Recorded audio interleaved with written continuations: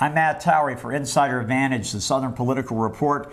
For our national viewers who started watching us, let me tell you a few quick things.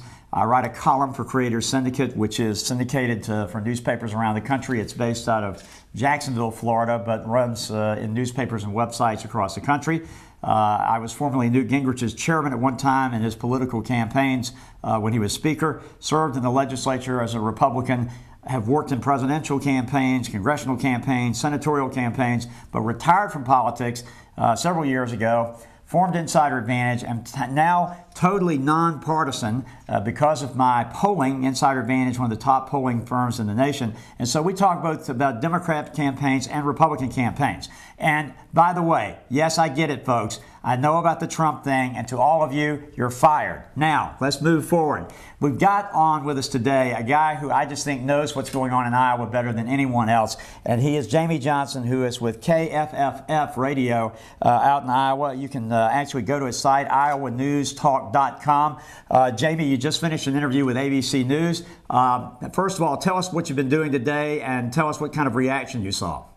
Well, Matt, for the last 48 hours, I have been in a conference of about 300 ministers from across the state of Iowa that have come from east to west, north to south, all to Des Moines to hear Newt Gingrich, your old boss and friend, and several other key players in the conservative Christian movement.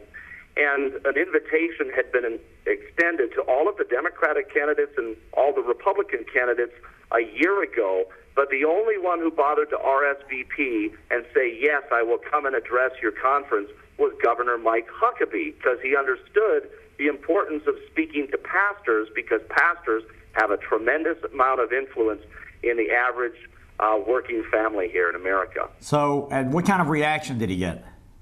He got 3 or 4 standing ovations, and the standing ovation that he got the longest applause on was when he said that we always must vote for the principle over the pragmatic political issue. Well, and it really resonated with people, because values voters or the moral majority or the religious right, or however you want to call those who actually believe in God, right?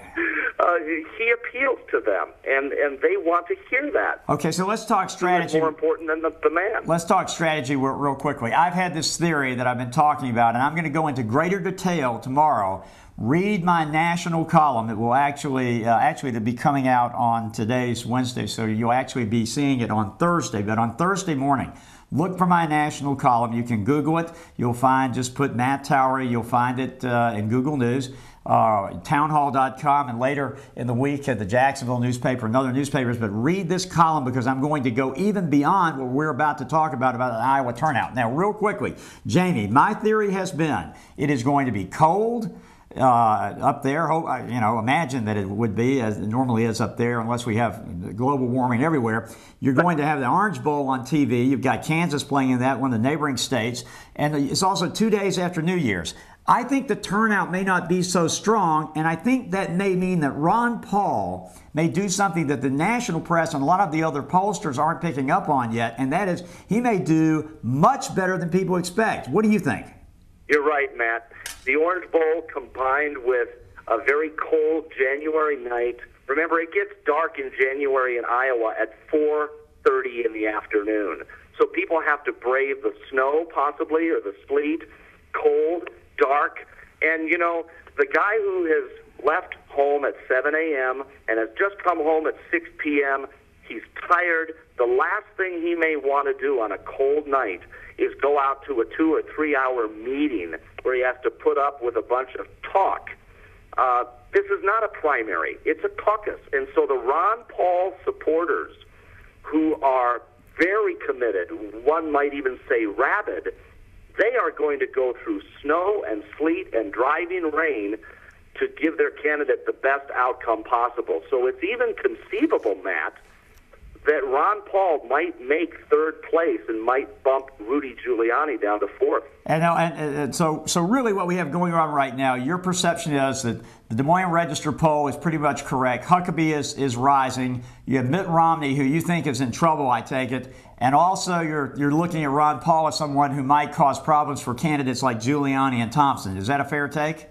Yes, that's correct. As a matter of fact, this speech that Mitt Romney is going to give on his Mormon faith and how that's going to affect him as president, this speech should have been given 6 months ago, but he's delayed, much to his own political detriment. And the whole reason why he's given the speech is not for voters in New Hampshire. It's for voters in Iowa, even though he's giving the speech down in Houston because he wants to be as much like JFK as possible. Well, I tell you what, you have tremendous observations, Jamie, and you're going to be involved with us in our coverage, particularly when we go live beginning in January. When that coverage goes live from this newsroom with a slightly different set, Jamie will be in Iowa and we'll be talking to him. He is a true expert, and I told you folks, to know the Republican side, you got to go to the right people. I know who to go to. I've been at this thing for 25 years. Now remember, we are nonpartisan, so we'll also be covering the Democratic race. We'll be talking to Jamie and others in Iowa as well because they're looking at that race as well. If you want to read more, go to www.InsiderAdvantage.com. That's the Southern Political Report, but we cover the entire nation, and you can find Insider Advantage polling. We were the first poll to show Mike Huckabee rising in Florida just a week ago, and we were the one to show that Mike Huckabee won the Florida YouTube debate, which we covered and we were present for when we polled for the Florida Chamber of Commerce. So we're watching this Huckabee rise, and we're also watching this Ron Paul effect that we think most of the media is missing. Thanks again, Jamie, for joining us. We appreciate it. Thank you, Matt. Great. And for the Southern Political Report, Insider Advantage, and for all of us, thanks so much. We'll see you tomorrow. And again, you're fired.